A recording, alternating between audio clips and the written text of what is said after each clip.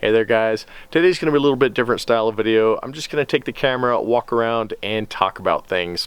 I'm going to talk a little bit about some of the projects that I've been working on. Obviously the travel trailer will be in there. I'm going to talk about the hail repairs that I've started on the shop and kind of what the plans are for that.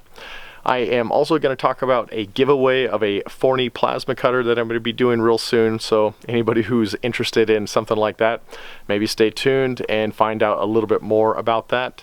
And then at the end, I'm going to talk about some of the gripes I have with comments and different things like that. But I'm going to end it on a positive note because I like to always stay positive as much as I can. So let me get some coffee and we'll get started.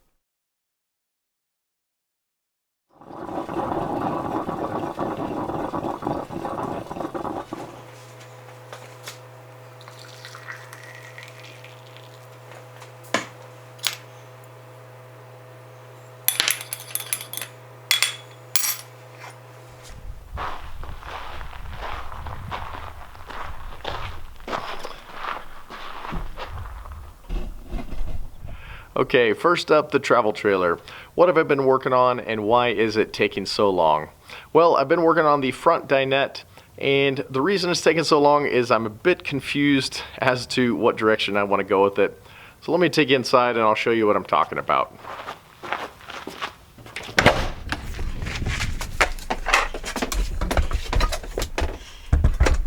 I don't think this light is going to work, so let me see if I can get some additional light and make this a little bit clearer. Alright, I think that's about as good as it's going to look. So let me talk about the dinette now, or what I have as the beginnings of a dinette. I started out with a couple of boxes that have removable inserts so that I can store stuff inside them by taking off the cushions. And I built these boxes to fit these little folding cushions that I got off of Amazon. They both fold out completely to make beds. My thought was that one would fold out to make a bed here, and then if we ever had any company or my daughter had a friend, we could have a separate bed fold out. And they are actually reasonably comfortable, but my one thought or conundrum is that they take quite a bit of space here in the back, which pushes me kind of towards the front. So I don't know if I want to continue with these. I kind of wish that it was thinner back here so that I could sit further back and have a little more space from where the table will eventually go right here. I have a sliding mechanism right here that will slide a tabletop up and down, and theoretically that tabletop will slide right here. I'll take one of these cushions off and then fold the other out to make a bed, but it's just, as I said, not quite super space efficient, and I don't know if I want to continue on with this or if I want to maybe make this into a couch into my daughter's playhouse and then start with some custom made cushions. So that's kind of what I've been thinking about and why this section is taking so long.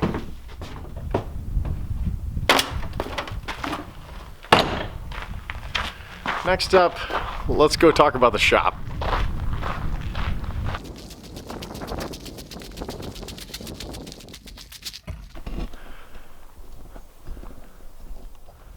Alright, this shop, the taker of so much of my time over the past year and a half, is going to be taking up more of my time in the future.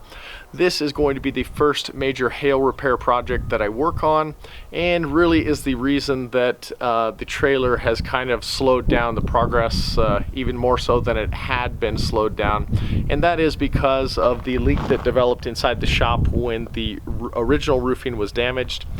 So I kind of put that as a first priority. So I've taken off all that roofing over the main shop, and I did find out what the leak was derived from, and it was when I put the boards on the inside of the shop to mount the ceiling material to.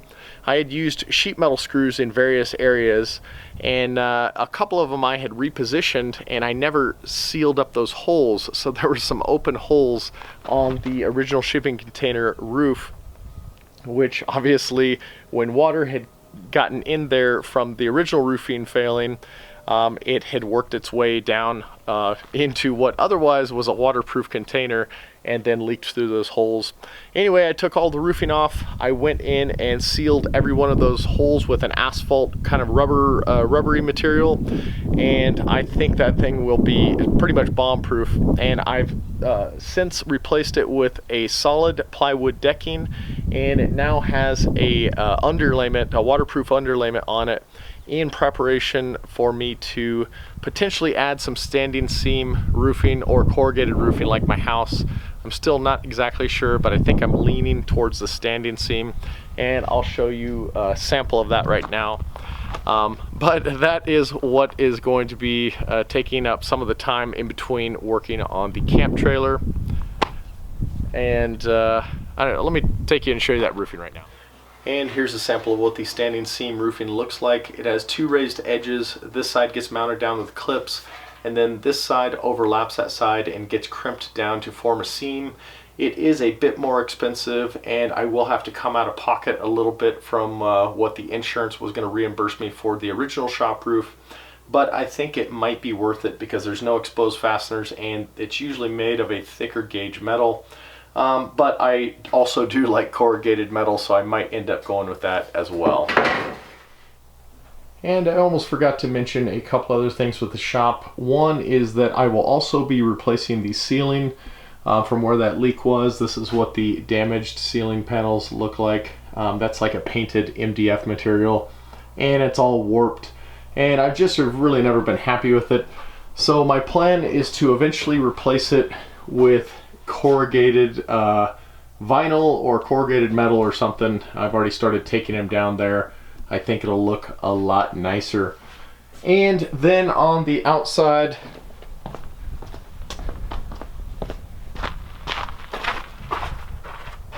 you'll notice when I did the roofing, I ended up taking off the little fence boards that I had sided it with. I thought it looked really nice at first, and I still think it looks okay, but the problem with it is all of those boards have started cracking, and they're just not that, I guess, durable. They were cheap, and unfortunately that's why I chose them. So eventually I will probably try to pick a better material, but anyway, all of that will get sided out, and then with another waterproof underlayment, and then I'll find something else to do those in.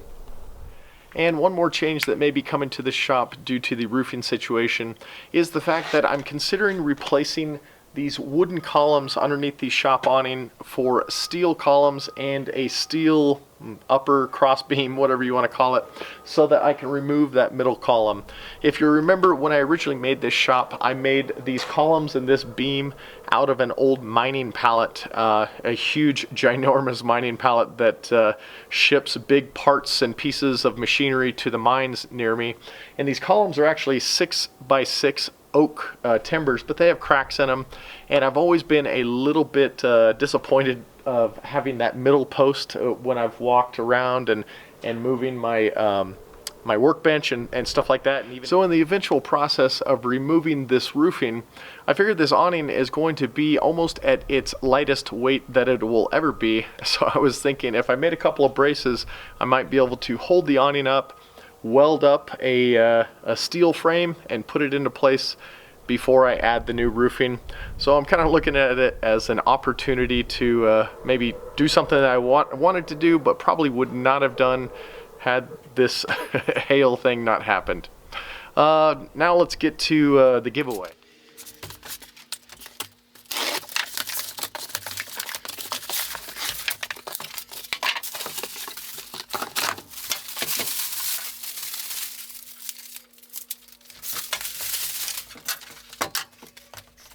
And here's the giveaway. This is a Forney Industries 20P plasma cutter. It runs off of 120 volts, so you don't need any special 220 outlets or anything like that.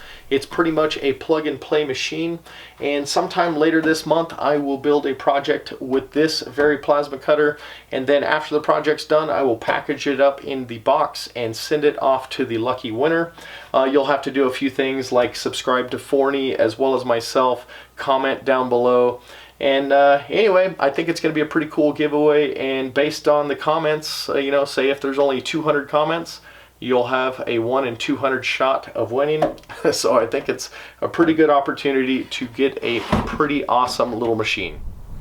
And if you're wondering what I'm going to make with that plasma cutter, this is what I'm planning on using. This is 4-inch by 6-inch steel tubing, and this is actually one of the inspirations for when I started thinking about replacing my shop columns. So I might end up getting some more of this stuff to do that with, because it seems pretty stout. I got this at Industrial Metal Supply in their scrapyard for a pretty darn good price.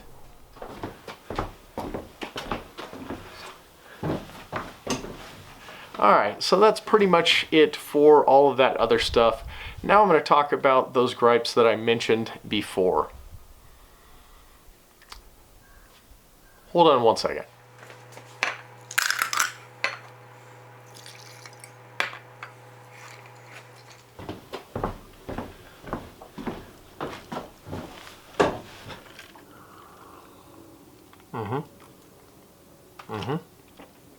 Oh, yeah. Now let's start. Okay, joking aside and in all seriousness, I just wanted to touch on a couple of the type of comments that I receive almost on a daily basis in regards to the videos I post and the projects that I work on that, to be honest, just leave me shaking my head, grimacing, chuckling, or just downright baffled. The first of these comments has to do with people asking questions that I've specifically addressed either in the video description or at some point within the video, as in I've made it a special point to talk about it within the video as a big portion of the video. Sometimes I will mention that in the intro, that I will talk about a certain subject or explain something in the middle of the video or at the end of the video, but yet I still get questions pertaining to that very thing that I feel like I've answered already.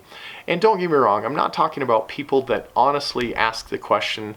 I understand sometimes people skip through videos and they'll miss something, but you can usually tell an honest question versus a person, typing in all caps, why did you do it this way, or why did you do this? And sometimes it just gets old. Specifically, a couple examples of this can be found in my rain roof video as well as my go-kart video. In regard to the rain roof, one of the most common questions that people ask is why it is at the height that it is. And I answered that in the video description as well as about 3 or 4 times throughout the video. I even mentioned that it is not the ideal height, that other alternatives would be better, but it's as if they didn't even watch any of the video. They just looked at the picture and or maybe a couple of seconds in the beginning and started commenting. And like I said, I try to answer those as nicely as I can, but many times people do it in all caps and exclamation points like they're frustrated with me, or specifically one guy mentioned that it was the stupidest version of a roof he had ever seen. Well, I'm guessing he didn't watch the video. In regard to the go-kart video, within that video I used somebody else's plans to build the go-kart, and I specifically mentioned in the beginning and at the end that I would include a link to that person's plans in the description, and that I couldn't give those plans out. And I am probably not exaggerating. I've been requested those plans probably 500 plus times, either in the comments or via email or via Facebook or Instagram, and it's just, I don't know, it baffles me that people sometimes don't look at that stuff. The next comment that I get often, that most of the time just makes me chuckle, but sometimes it makes me feel sad for the person, is in regard to semantics or terminology or the grammar that I use within the video.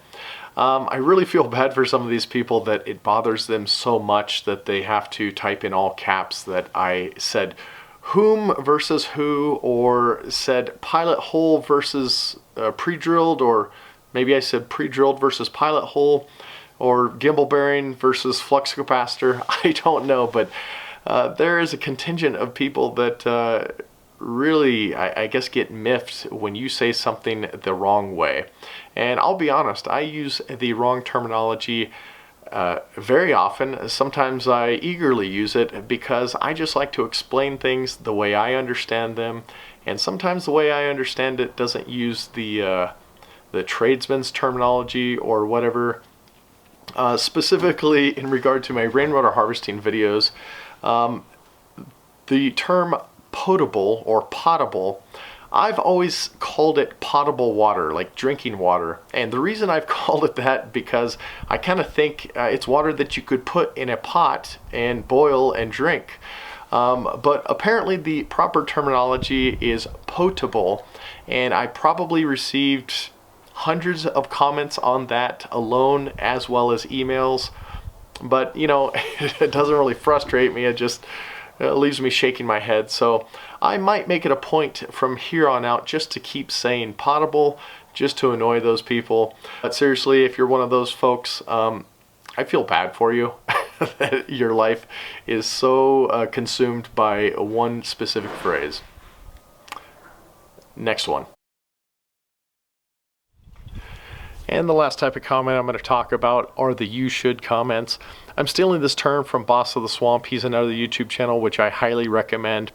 But it's in reference to the comments that people like to give sometimes, offering advice, most of the time very direct advice as to what someone should or shouldn't do regarding many things. I get these all the time in reference to tools, in reference to all sorts of things.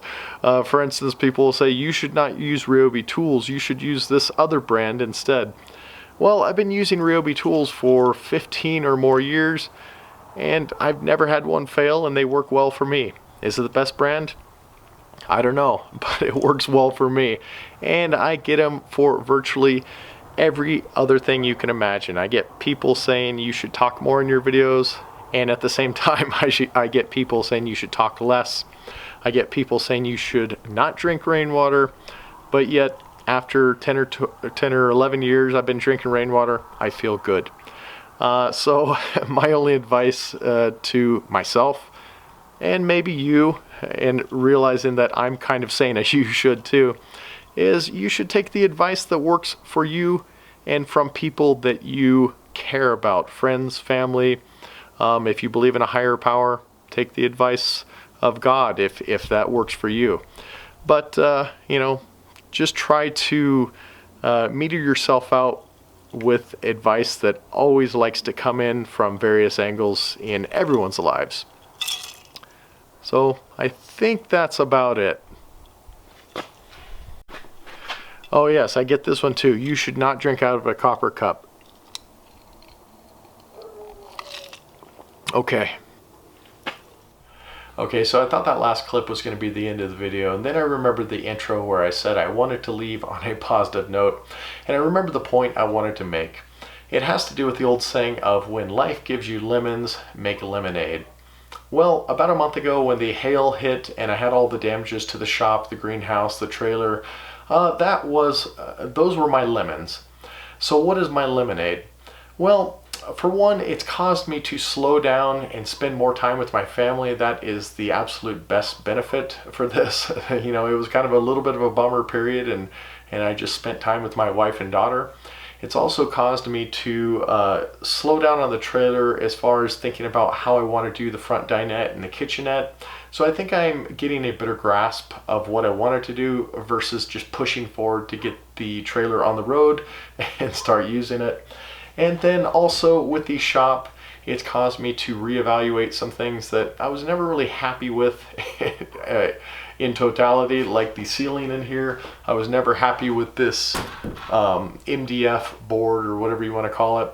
And then the awning, how that post is. So it's basically given me some things to think about and maybe some improvements that I can make. So anyway, I hope maybe that was a little bit insightful, and I appreciate you guys watching as always.